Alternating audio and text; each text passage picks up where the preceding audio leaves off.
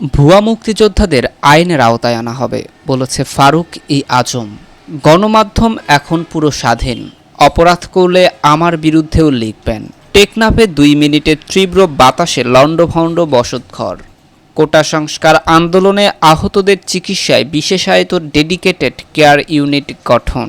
এতক্ষণ শুনছিলেন সংবাদ শিরোনাম, এবার বিস্তারিত। ভুয়া মুক্তিযোদ্ধাদের আইনের আওতায় আনা হবে বলেছে ফারুক আজম।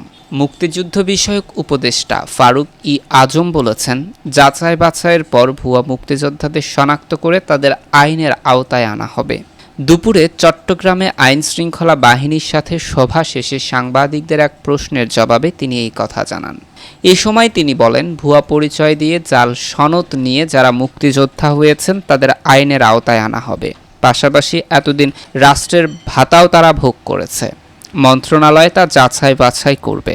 রাষ্ট্রের সাথে প্রতারণার জন্য তাদের শাস্তি ভোগ করতে হবে।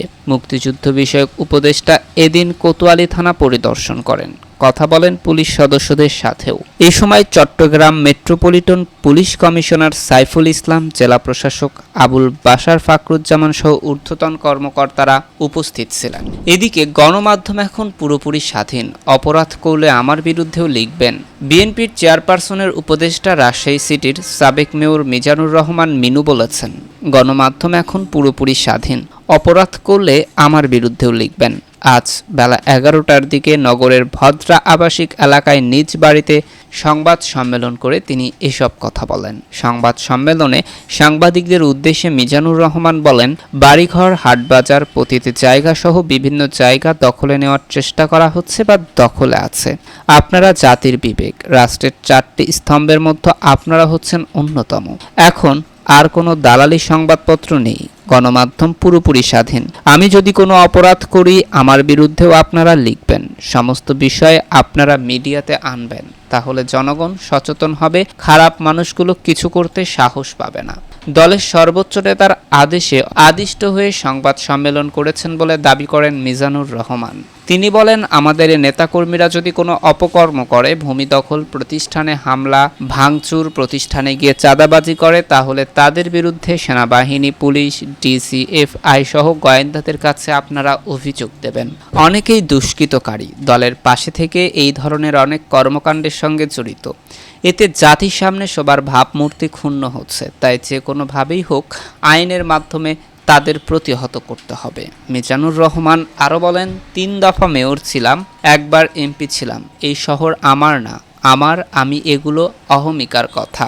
এই শহর আমাদের সবার, সবাই মিলে শান্তির শহর গড়ে তুলেছিলাম, সবাই নিরাপদে ছিলাম, কিন্তু গত কয়েক বছরে তা নষ্ট করে ফেলা হয়েছে। আমি আশা করছি আগামী কয়েকদিনের মধ্যেই যারা ভাঙচুর, লুটপাট, ভূমিদস্যুতা করেছে, হত্যা করেছে তাদের বিরুদ্ধে মামলা হবে, আইনের শাসনের মাধ্যমেই তাদের বিচার হবে।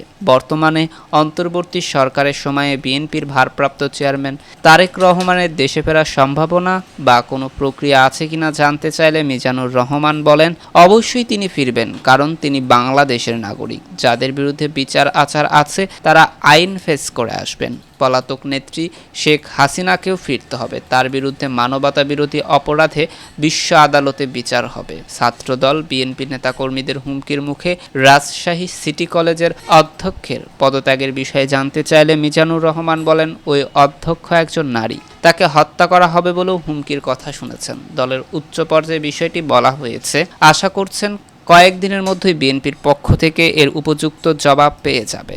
এদিকে টেকনাফে 2 মিনিটের তীব্র বাতাসে লণ্ডভণ্ড ঘরবাড়ি। কক্সবাজারের টেকনাফে হঠাৎ তীব্র বাতাসে 2 শতাধিক গাছপালা, 20টি বসতবাড়ি, 10টি বৈদ্যুতিক খুঁটি ও ক্ষেত খামার ক্ষতিগ্রস্ত হয়েছে। শনিবার ভোররাতে টেকনাফ জেলার ওয়াইকাং 4 নম্বর ওয়ার্ডে এই ঘটনা ঘটে। বিষয়টি নিশ্চিত করেছে টেকনাফের উপজেলা নির্বাহী কর্মকর্তা মোহাম্মদ আদনান চৌধুরী। তিনি বলেন, শনিবার ভোররাতে ওয়াইকাং ইউনিয়নের 4 নম্বর ওয়ার্ডের হঠাৎ 2 মিনিটের তীব্র বাতাসে গাছপালা, মানুষের বসতঘর, ক্ষেত খামার ক্ষয়ক্ষতি হয়েছে। এই বিষয়ে ক্ষতিগ্রস্তদের সহায়তা দেওয়ার ব্যবস্থা গ্রহণ করা হচ্ছে। স্থানীয় ইউপি সদস্য আবুল হাশেম জানান, রাতের বেলার খাওয়া শেষে ঘুমিয়েছিলাম। এর আগে কোনো ধরনের বাতাস বা ভারী বৃষ্টি দেখা যায়নি। ভোর রাতে হঠাৎ 2 মিনিটের তীব্র গতির বাতাস এবং শিলাবৃষ্টিতে গাছপালা ভেঙে মানুষের বসত ঘরে পড়ে। সেই সঙ্গে বৈদ্যুতিক খুঁটি সহ অনেক লোকজনের ক্ষেত ও খামার ক্ষতিগ্রস্ত হয়। এই ঘটনায় হোয়াইক্যাং শামলাপুর সড়কে গাছপালা ভেঙে পড়ায় গাড়ি চলাচল বন্ধ হয়ে গিয়েছিল। পরে স্থানীয় লোকজন সেগুলো সরিয়ে গাড়ি চলাচল স্বাভাবিক করে দেয়। তবে টেকনাফ উপজেলার অন্য কোথাও এমনটা ঘটেনি। এদিকে আহতদের চিকিৎসায় বিশেষায়িত ডেডিকেটেড কেয়ার ইউনিট গঠন। কোটা সংস্কার আন্দোলন এবং বিগত সরকারের পদত্যাগের দাবিতে আন্দোলন করতে গিয়ে আহত শিক্ষার্থীদের সুচিকিৎসার লক্ষ্যে বিশেষায়িত ডেডিকেটেড কেয়ার ইউনিট গঠন করা হয়েছে। এতে আহতদের সর্বোচ্চ স্বাস্থ্যসেবা নিশ্চিত করা হবে বলে আশাবাদ ব্যক্ত করেছে কর্তৃপক্ষ। আজ ঢাকা মেডিকেল কলেজ হাসপাতালের পরিচালক brigadier general doctor Mohammad Asaduzzaman স্বাক্ষরিত এক বিজ্ঞপ্তিতে এই তথ্য জানানো হয়। এতে বলা হয়, বৈষম্য বিরোধী ছাত্র আন্দোলনের সমন্বয়ক সার্জিস আলম ও হাসনাত আবদুল্লাহর সঙ্গে শনিবার ঢাকা মেডিকেল কলেজ হাসপাতালের স্বাস্থ্য অধিদপ্তরের অতিরিক্ত মহাপরিচালক ডক্টর আহমেদুল কবির ও ঢাকা মেডিকেল কলেজ হাসপাতালের পরিচালক ব্রিগেডিয়ার জেনারেল ডক্টর মোহাম্মদ আসাদুজ্জামানের একটি মত বিনিময় সভা অনুষ্ঠিত হয়। এতে আহত চিকিৎসাধীন ছাত্র জনতার চিকিৎসা সেবা নিশ্চিতে 3টি সিদ্ধান্ত নেওয়া হয়েছে। এগুলো হলো: 1. বৈষম্য বিরোধী ছাত্র আন্দোলনে যারা আহত হয়েছে তাদের সুচিকিৎসার জন্য বিশেষায়িত ডেডিকেটেড কেয়ার ইউনিট তৈরি করে সর্বোচ্চ স্বাস্থ্যসেবা নিশ্চিত করা। আহত ছাত্র জনতা বিভিন্ন ধরনের ইনজুরিতে ভুগছেন এবং তাদের এমন অনেকে রয়েছেন তাদের অস্ত্রোপচার পরবর্তী সংক্রমণের প্রবলের ঝুঁকি রয়েছে। এই সংক্রমণ প্রতিরোধ ও নিয়ন্ত্রণের জন্য বিশেষায়িত ডেডিকেটেড কেয়ার ইউনিটগুলোতে কেবল বিশেষায়িত কনসালটেন্ট বা চিকিৎসক, নার্সরা এবং রোগীর বৈধ প্রতিনিধি ব্যতীত অন্য কাউকে প্রবেশ করানো যাবে না। এইসব বিশেষায়িত ডেডিকেটেড কেয়ার ইউনিটের সংশ্লিষ্ট পরিচালক সার্বক্ষণিক নজরদারি করবেন। উল্লেখ্য, বিশেষায়িত ডেডিকেটেড কেয়ার ইউনিটগুলোতে রোগীর স্বজন বা বৈধ প্রতিনিধি পরিচালকের অনুমতি ছাড়া প্রবেশ করা থেকে বিরত থাকবেন। এটি সংক্রমণ নিয়ন্ত্রণের জন্য জরুরি বলে বিজ্ঞপ্তিতে উল্লেখ করা হয়েছে।